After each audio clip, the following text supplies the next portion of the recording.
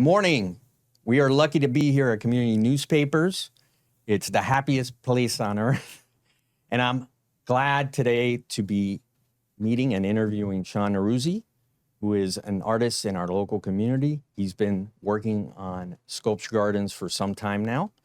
And he is a very accomplished artist who is exploring how to incorporate his building background into these beautiful sculpture gardens. And we're talking everything from silhouettes of ballerinas to abstract pieces that are bright and colorful, all in the same space. So when you see them together, it really is a remarkable impression that it makes on you. It's moving. You think about what art is and how it impacts your life and how you engage in these beautiful natural spaces with these unusual pieces of art. So thank you, Shaun, for coming in today. And I'd like to start understanding a little bit more about how you became an artist and what drove you to do this at this time. Well, good morning, and thank you for having me. I love nature. I love landscape, hardscape, and I also love art. So the integration of both art and landscape and nature always gave me a joy and inspiration to combine the two. And I essentially brought art into landscape. What I think is immediately evident when you see your pieces is the joy that you have in making them, because the entire environment changes. And what I also like, and hopefully more people will get a chance to see at your exhibit in January, is that they change during the day versus the night. Can you talk a little about that, how you've incorporated lighting into these environments? Yes, most of my pieces are forms, shapes, colors, and essentially I position them in a format with it surrounding of landscape. For example, the silhouettes are see-through objects, and the landscape behind them are foliages such as fishtail palm, robellini palm, that when the wind comes, they play. So you have these objects of silhouette dancers fixed, but as the wind blows through the background, it makes these fixed objects dance. So I'm creating an illusion, and when the light hits, it's as if there's in an amphitheater setting, and of course with music, they're wonderful. It's like, you're in a theater. And I like that the pieces are made out of metal, but it's a metal that's very customizable in the sense that you can pick it up with your hands very easily. You can move it to another location if you wanted to. But with your skill set, when you build this environment, these things are going to be there for as long as you want them. Is that correct? I mean, your skill set is something very special in this equation. Yes, that's true. I study different type of structure and pieces. Some of them are aluminum, some of them are metal. The aluminum ones are done meticulously with a machine that cut and we weld them, and they're very light. And we are able to do any type of form with the aluminum versus metal that is very fixed, and they're designed in such way that all of these fasteners are concealed, so you don't see any of them, but they can withstand a hurricane wind force. I mean, they're not like, you take them out and put them, they're there permanently. Right.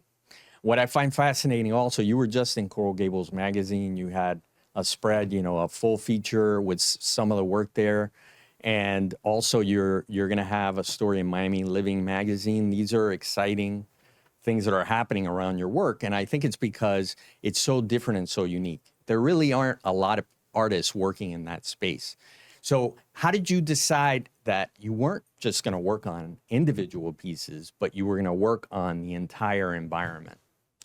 Well, one of the things that always inspired me to keep keep going is because my background as a builder gave me a different outlook. I can build essentially a garden with a retaining wall, steps, hardscape, planters, different material, bring a drainage system, and select where each pieces go, because these pieces cannot overpower one another. And once the light hits them, they just illuminates them in a way that I think gives me an advantage being an artist with a background in construction. I don't have to rely on anyone to do this. It's a one-man stop. Essentially, if you were to do such thing, you have to go to an architect. Architect has to hire a landscape architect. Then engineer has to design a drainage system, the lighting, and then you hire landscaper. Then you hire an artist. So all of these variables are done with me, and so I think that's kind of gave me a love to keep on going.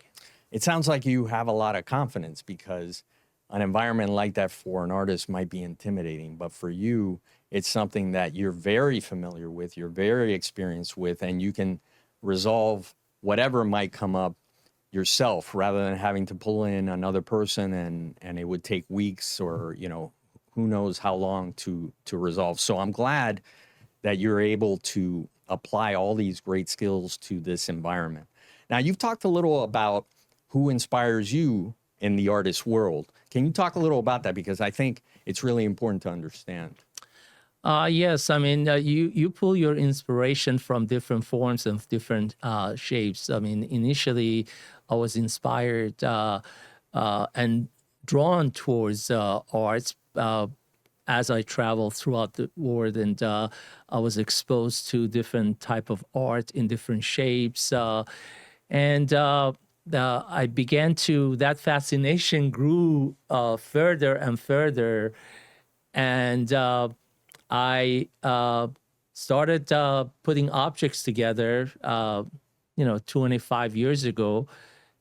But then I was so involved with my daily business that it took a back seat. It was until COVID that I had opportunity to do some soul searching. As I was getting close to retirement, I thought, this is what I love to do, and this is what I want to do. This is what I'm going to do. And that passion draw me further and further. And I think I use different artists. One of the artists that really motivates me is Jeff Koons. And the reason Jeff Koons does not work with his hand, I don't work with my hands. I design, supervise fabrication, and supervise the installation, come up with different design formats, implement and execute all of the construction of the garden and where every piece goes. So I don't necessarily draw a parallel with Jeff Koons, but obviously I think there's a common denominator here. Sure. And your background as a contractor, your company is very successful. Modular Contractor has been around for a long time. And this phase of your life where you're focusing on your art, you're calling it, your second life, or your second version of yourself. And I think that's something that people will find inspiration in, because many of us, me included, think about the future and think, what do I want to do next? And sometimes we feel locked into something, but you have the courage and have had the wherewithal and the discipline to focus on this and really go into it head first, 100 miles an hour from the beginning. So can you talk a little about how you have to be courageous and strong to be able to make a commitment like this, because you've been presenting yourself as a business person for so long, and now you're saying, not only have I been that for this amount of time, but now I'm an artist and I'm excited about what I can do in this new environment, this new life. Well, it is truly my second act. And as a businessman, I've been in construction for over 30 years, close to 40 years, actually. Um, and I applied the same set of discipline to my uh, new endeavor, that is plan, implement, and execute. And an artist has a different passion than a builder or a businessman. It's like comparing General Patton with Picasso. General Patton wants to have a template, and that was my contractor side, because I wanted to get to the job site, visit the site, leave, go to the office. I was mostly in the administrative part of the site, but everything was planning. As opposed to being an artist, you want to be left alone. You want to conceptualize things. You want to plan things, and you can't have constant interruption. So the transition from a businessman to an artist was simple because I had the love, I had the passion for it. And of course, I was at a point in my life that I didn't have to worry about a lot of things that in my younger years I did economically. So that kind of put a wind behind my sail, and it was easy sailing. Sure. What I like about your pieces also is that they cover a wide spectrum. So you have whimsical pieces, Charlie Chaplin, Ballerina, and then you have these abstract pieces that are very different. And one of them is called Flame, and there are others. Can you talk a little about why you chose this very interesting palette of pieces? Well, a lot of them come to me in a very quick snap. I don't really plan on some of them. I'm looking at a piece, for example, the Flame, which is out of a structural tube, came out of a structural pipe. So as I was fabricating the pipe, and these two pieces came out of that structural piece, I was looking at them, I held them upside down, and then I saw a movement that was free floating. And immediately it happened that I said, this is what I want to do. So it was very spontaneous, as opposed to some other pieces like Charlie Chaplin. Charlie Chaplin is a very prolific figure. It's black and white. So I said to myself, I was looking at the magazine, and I saw a graphic picture of Charlie Chaplin, and I immediately imagined, what if I take Charlie Chaplin and create a silhouette where you can see through his pants with his very out-shaped pants, with his jacket being very solid, and I put color into it, vibrant color, pink, purple, red flowers, and that kind of a thing. Or as the silhouette dancers that I thought in advance, and then I did the first one, I said, okay, you know what? This one needs to have someone to accompany him. And Right. then it kept on going. Or the puppies. The puppies are a source of inspiration for me, because I go to different mountains, and sometimes I see puppies, and they have different character as the wind blows. And then I created these objects with different color, so that it brings movement and colors and light always changes design. What I like about the poppies is that they are all different. And you're talking about color and design. It's a stem, and then it has a cup at the top, and they're how many? Like 24 together, something like that. And what's great is that they come in different colors and presentations. And the great thing about Shaun is that he's constantly innovating his own pieces. So he'll look at it and say, you know what? When I look at these colors, they don't add up. They're in conflict, or they're not emphasized by the lighting that I put on it. And he's changing them. So he has that conversation with the people that are his advocates, that are buying his pieces, that are interested in his pieces. And he wants to engage because it's a conversation, right? Art is a conversation. Yeah, and it's also collaboration with others. Ideas come from others, and then you try to hone your skill and perfect it. So during my soft launch in April, I had a gathering of 30 to 40 people. And some of the comments that I received was about puppies, how popular the puppies are. And Right. I The think flowers. the flowers. Mm-hmm. So a few people came to me and said, look, I love the puppies. I don't have a garden, but I have an apartment. I can use the puppy in my apartment. Right. Then the light went on, and I realized generally the puppies come in a 3/4 inch base plate of aluminum, and they're permanently installed in that base plate. And then you can put them outside. They're aluminum and they're powder coated, just like when you paint a car.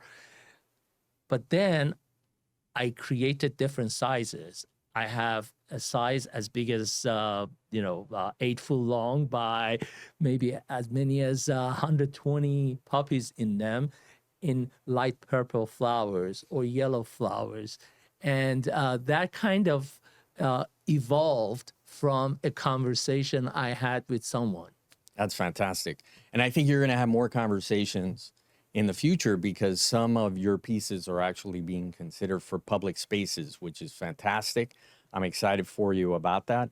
And I think that what it's going to do is allow more people to see you in this new second phase of your life and understand how passionate you are about the work. Because again, when I stood in front of this sculpture garden, that's the thing that I felt. I felt happy. I felt like this is what art can be. It can be something that inspires people to feel joy about their natural environment in their yards and in public spaces. To close out, how would you describe what your goals are here? Well, my goal is to keep on going. I'm sitting in a boat. I have a compass, and I know the direction I'm going. I'm passionate about my art. I'm very hopeful about future. I know art in South Florida, in particular in Miami, is becoming very popular.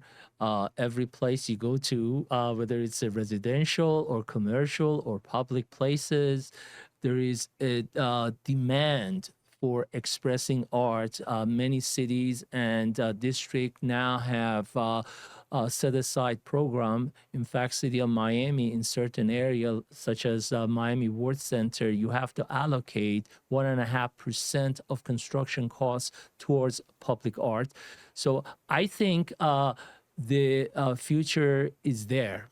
Mm-hmm. Possibilities are unlimited. So if you have the know-how, passion, desire, and discipline, the rest is easy. Shaun is someone who inspires me with his success and his discipline. Look for him in Coral Gables magazine, which is out now. And I look forward to having more conversations with important people like Shaun. Thank you for joining us today. See you next time. Thank you.